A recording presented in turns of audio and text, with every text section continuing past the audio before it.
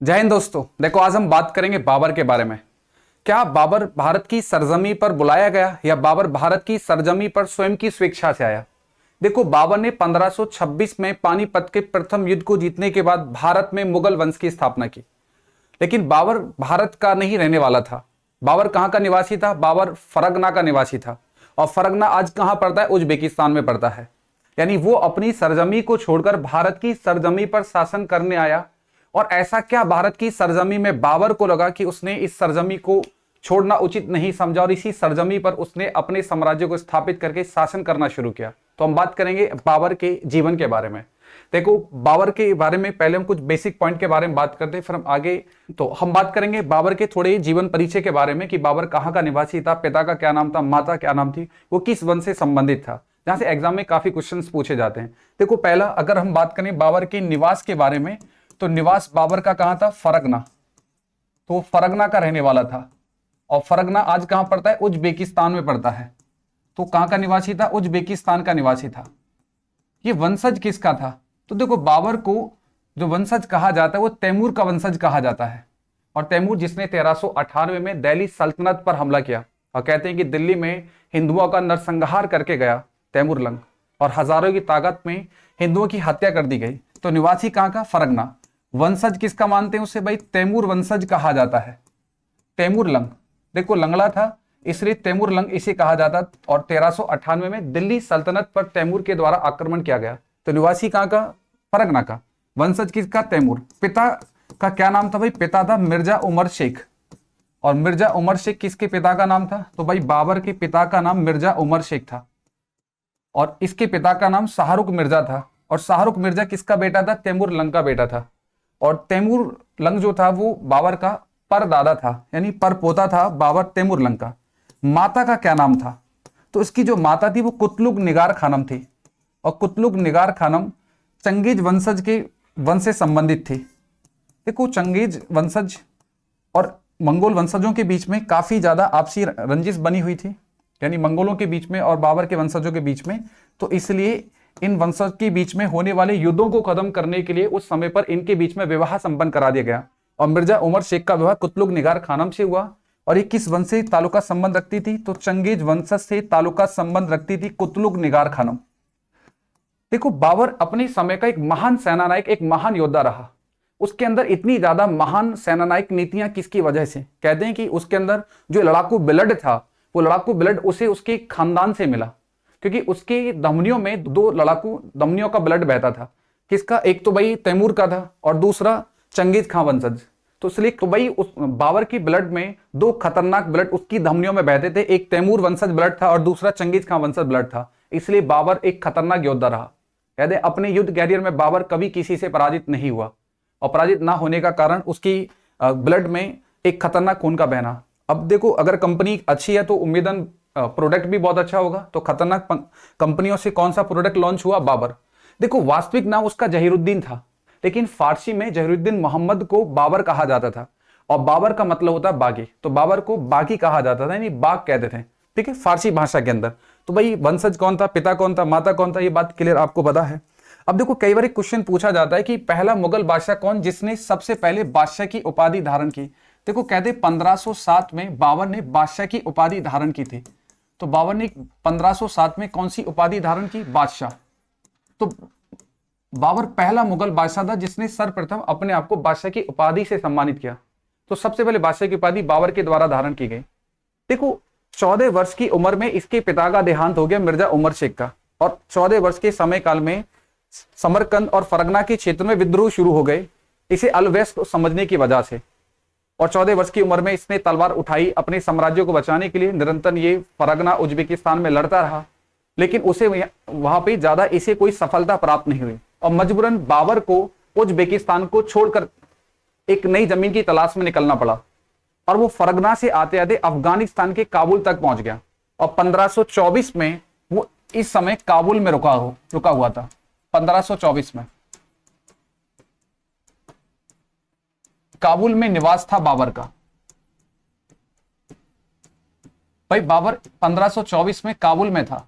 इसी समय पर दिल्ली सल्तनत के अंदर आपसी विद्रोह शुरू हो गया। लाहौर के गवर्नर दिलावर खां और आलम खां उस समय पर दिल्ली पर अपना कब्जा जमाना चाहते थे इब्राहिम लोदी को हटाकर।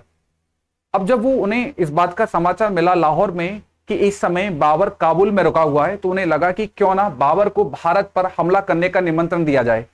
बाबर फरगना का रहने वाला है, वो भारत पर शासन नहीं करेगा, वो दिल्ली सल्तनत के सुल्तान इब्राहिम लोदी की हत्या कर कर वो वापिस लूटपाट करके फरगना लौट के चला जाएगा। ये बात लाहौर के गवर्नर दिलावर खां और आलम खां के द्वारा सोची गई। उसी समय बाबर को एक और निमंत्रण गया था, और जो राजस्थान के राजा राणा सांगा के द्वारा भेजा गया था, और उसने भी बाबर को दिल्ली सल्तनत पर आक्रमण करने का निमंत्रण दिया।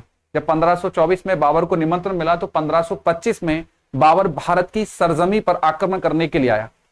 लेकिन उस समय पर लाहौर का गवर्नर बाबर की महत्वाकांक्षा को समझ गया कि बाबर भारत में लूटपाट करके नहीं लौटेगा, वो भारत में शासन करने के उद्देश्य से आया है। तो जिस व्यक्ति ने उसे भारत पर आक्रमण करने का पत्र दिया, वही व्यक्ति लाहौर में लड़ पड़ा, जिसे पराजित कर दिया बाबर ने, और बंधक बनाकर वो दिल्ली की तरफ बढ़ा।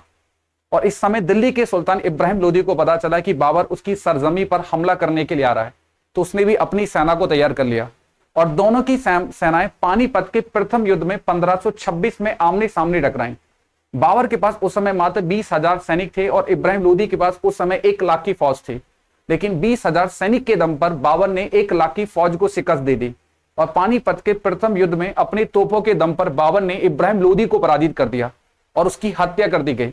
सल्तनत का अंत हुआ और 1526 में दिल्ली पर मुगलों का राज हुआ, और बाबर ने मुगल वंश की स्थापना की 1526 में, और पहला मुगल बादशाह हुआ मुगल वंश का। तो भाई निवासी कहां का? फरगना। और 1524 में कहां पे था? काबुल। अगर आपसे पूछे कि बाबर को निमंत्रण किसने दिया, तो भाई निमंत्रण बाबर को 2 लोगों के द्वारा दिया गया। तो भाई एक तो लाहौर के गवर्नर ने दिया, और लाहौर का गवर्नर कौन था उस समय? दिलावर खां और आलम खां। तो भाई दिलावर खां और आलम खां के द्वारा उसे निमंत्रण दिया गया।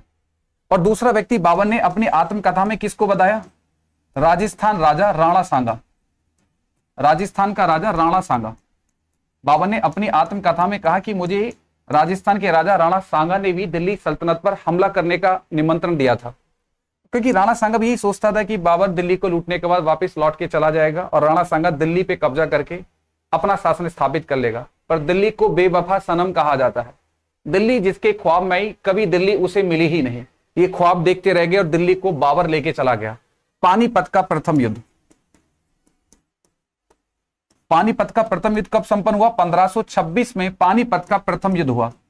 और पानीपत का प्रथम युद्ध किसके बीच में था? बाबर और इब्राहिम लोदी के बीच में। और इस युद्ध में बाबर ने बहुत आसानी से इब्राहिम लोदी को पराजित कर दिया। इब्राहिम लोदी की सेना का संतुलन ठीक नहीं था, उसका उस समय तालमेल भी अपनी फौज के साथ ठीक नहीं था। कह दे जिस समय वो अपनी सेना से रुकने के लिए बोलता तो लड़ने के लिए चलती, और जिस समय वो लड़ने के लिए बोलता वो उस समय आराम करने की बात करती। तो उसका अपनी सेना के ऊपर कोई भी संतुलन नहीं था। 20,000 सैनिक के दम पे बाबर ने पानीपत के युद्ध को जीता। 1 लाख की फौज को उसने पराजित किया। वो क्यों जीत पाया? क्योंकि उसके पास सबसे खतरनाक हथियार था तोप। भाई बाबर ने इस युद्ध में किस नीति का उपयोग किया? तो भाई इसने नीति का उपयोग किया तुगलमा। तुगलमा नीति का उपयोग किया, और इस नीति के दम पर बाबर पानीपत के प्रथम युद्ध को जीता, क्योंकि इसके प्रसिद्ध तोपची थे जिन्होंने तोप को चलाया, और उनके दम पे ही ये पानीपत के प्रथम युद्ध को जीत पाया। तो भाई तोपची। और तोपची कौन थे? भाई 2 भाई थे जिन्होंने बाबर को प्रथम युद्ध में जीत हासिल दिलाई, उस्ताद अली और मुस्तफा। तो उस्ताद अली और मुस्तफा नाम के 2 प्रसिद्ध तोपची के दम पर बाबर पानीपत के प्रथम युद्ध को जीतता है।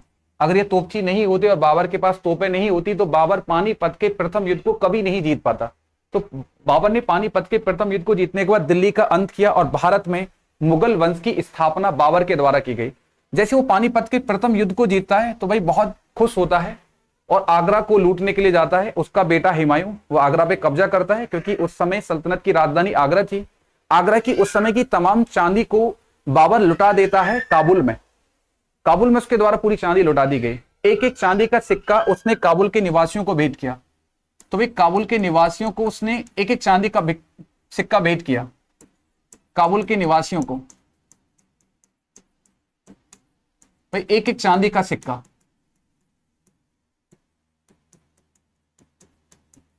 भाई इस बात पर भारत के लोग बहुत ज्यादा नाराज हुए बाबर से कि भाई चांदी हमारी, और लुटा कहां पे दी गई, काबुल के निवासियों में बाबर के द्वारा हमारी चांदी को लुटा दिया गया। हमारी नाराजगी हुई, भाई पैसा हमारा लुटाने के लिए वो काबुल चला गया। हमें लगा कि भाई ये लुटेरा है, ये हमारी संपदा को कहां लुटाता रहेगा, काबुल में लुटाता रहेगा।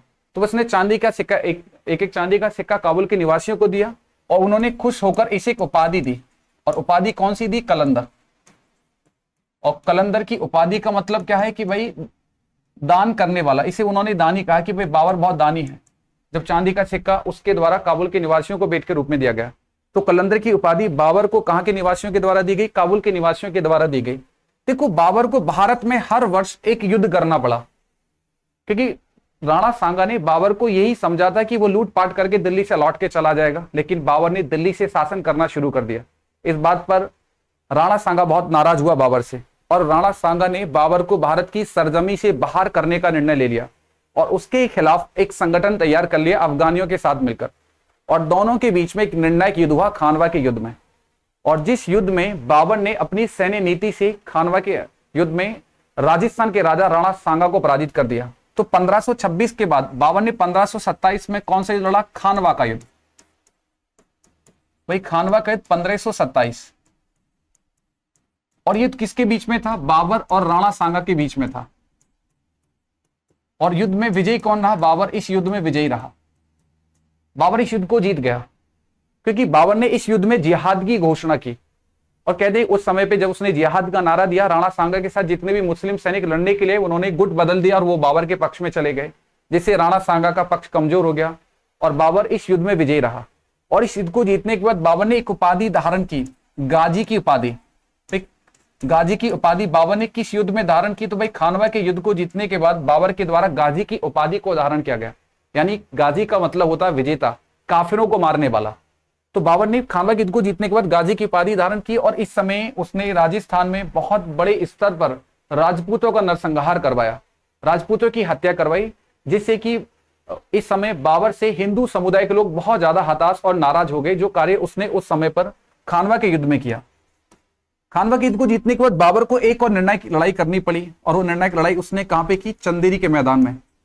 भाई चंदेरी का युद्ध। और चंदेरी का युद्ध कब हुआ? 1528 में चंदेरी का युद्ध बाबर और मेदिनी राय के बीच हुआ। और विजयी इस युद्ध में भी कौन रहा? बाबर। युद्ध में विजयी बाबर रहा। और 1528 में इन्हें पराजित करने के बाद उसके खिलाफ अफगानियों ने नेतृत्व किया, और घाघरा के युद्ध में बाबर ने अफगानियों को भी शिकस्त दी 1529 में। और 1529 में बाबर ने अफगानियों को पराजित किया, और इस समय अफगानियों का नेतृत्व महमूद लोदी ने किया। 1526 में भारत आने के बाद बाबर को हर वर्ष एक निर्णायक लड़ाई लड़नी पड़ी, और हर वर्ष निर्णायक लड़ाई लड़ने की वजह से बाबर को अपनी प्रशासनिक नीतियां दिखाने का मौका ही नहीं मिला। वो युद्धों से फ्री ही हुआ था कि तभी उसके सामने एक और समस्या आ पड़ी कि 1529 में उसके बेटे का स्वास्थ्य खराब हो गया, यानी हुमायूं। बाबर के 4 बेटे थे, हुमायूं, कामरान, अस्करी, हिंदाल। उनमें सबसे प्रिय बेटा उसका हुमायूं था। और हुमायूं बहुत दयालु मिजाज का व्यक्ति था, और उसकी दयालुता ही उसके विनाश का कारण बनी। और उसका सबसे प्रिय बेटा भी था बाबर का। उस समय वो संभल का गवर्नर था। जब उसका स्वास्थ्य खराब हुआ, उसकी स्थिति एकदम मृत्यु के करीब आ गई, तो वहां के अधिकारी उसे आगरा लेकर आ गए हुमायूं के समक्ष, बाबर के समक्ष हुमायूं को। तो भाई उसके अधिकारी ने सोचा कि क्यों ना बाबर अपने बेटे को उसके अंतिम समय काल पर देख ले। तो इसलिए उसके अधिकारी हुमायूं को आगरा लेकर आ गए। स्वास्थ्य बहुत खराब था, स्थिति बहुत दयनीय थी। हुमायूं के स्वास्थ्य को जब बाबर ने देखा तो उसकी आंखें आंसुओं से भर आईं। और उसके बाद आगरा में बाबर ने घोषणा की, अगर कोई मेरे बेटे के स्वास्थ्य को ठीक कर देगा तो मैं उसे इतना धन दूंगा कि उसकी पीढ़ियों को कमाने की आवश्यकता नहीं होगी, अपना सब कुछ लौटा दूंगा। सब लोग लगे, सबने इलाज करने का प्रयास किया, लेकिन हुमायूं का इलाज ठीक नहीं हुआ, उसका स्वास्थ्य ठीक नहीं हुआ। दिन प्रतिदिन स्थिति और गिरती चली गई। तभी कुछ लोगों ने कहा कि अगर हुमायूं के प्राणों को बचाना चाहते हैं तो बाबर को अपनी मूल्यवान चीजों को भेंट करना होगा, उसे कोई न हीरा भेंट करना होगा। तब बाबर ने डिसाइड किया कि बाबर खुद ही एक मूल्यवान वस्तु है, और अपने बेटे के प्राण बचाने के लिए बाबर खुद को कुर्बान करेगा। देखो, बाबर ज्योतिष का बहुत बड़ा ज्ञाता था। अगर आपसे पूछे बाबर किसका बहुत बड़ा ज्ञाता था? ज्योतिष का ज्ञाता था भाई। भाई ज्योतिष का ज्ञाता था बाबर। यानी कहते हैं कि वो व्यक्ति के मस्तिष्क को पढ़ लेता था, उसका चेहरा देख के उसके दिमाग में क्या चल रहा है। और तभी बाबर ने कह दिया कि भाई आप मेरे बेटे को मेरे बेटे के बेड को मेरे कक्ष में लगा दो, और उसकी परिक्रमा कर उसकी तमाम बीमारी को खुद ले लिया। और 26 दिसंबर 1530 को बाबर का देहांत हो गया, और उसने कहा कि मैंने अपनी पुत्र की बीमारी को ले लिया। देखो बाबर कद काठी का बहुत तगड़ा व्यक्ति था। कहते कि उसकी भुजाएं इतनी ताकतवर थी कि वो एक व्यक्ति को अपने शरीर में देके मारने की क्षमता रखता था, कि किसी व्यक्ति को छाती में देके कोई मारते तो सोचो कितना ताकतवर व्यक्ति होगा। भुजाएं इतनी ताकतवर थी कि दो व्यक्तियों को बगल में दबा कर किले की दीवार पर भागने की क्षमता रखता था। अल्लाह में वो बहुत विश्वास करता था, 5 टाइम की नमाज पढ़ना। और देखो उसे मदरापान करने का बहुत शौक था, लेकिन खानवा के युद्ध में उसने मदरापान का त्याग कर दिया बाबर ने। ज्योतिष का बहुत बड़ा ज्ञाता था, यही प्रभाव उसके बेटे हुमायूं के ऊपर पड़ा। और उसने एक व्यक्ति के बारे में भविष्यवाणी भी की, और वो बात एकदम सही निकली। उसने शेर शाह सूरी को जमीन पर रहने वाली लोमड़ी से भी अत्यधिक चालाक कहा था, और कहा इसके मस्तिष्क पर राजयोग है, ये राजा बनना चाहता है, ये अधिकारी बनकर शांत बैठने वाला बिल्कुल नहीं है। जो बात बाबर ने शेर शाह सूरी के बारे में की, वो बात एकदम सत्य निकली, और शेर शाह सूरी बाद में दिल्ली का राजा बना, जो बात बाबर ने उसके बारे में कही। तो ज्योतिष को भी बाबर बहुत अच्छी तरीका से जानता था, ज्योतिष का बहुत बड़ा ज्ञाता था। और 26 दिसंबर 1530 को उसका देहांत हो गया आगरा में। देखो उसे प्रकृति प्रेमी कहा जाता है। कहते जब भी उसे खाली वक्त मिलता, उस खाली वक्त में बाग बगीचे लगाने लग जाया करता। तो उसकी मृत्यु कहां पे हुई? आगरा में। और इसे दफन कहां पे किया गया बाद में? तो पहले आगरा में दफन कर दिया। इसकी पसंदीदा जगह कहां पे थी? काबुल। और इसकी बेगम के कहने पर इसकी कब्र को आगरा से खोदकर कहां पे दफन किया गया? काबुल में। तो भाई इसका जो मकबरा है वो कहां पे है? काबुल में है। किसका मकबरा? बाबर का।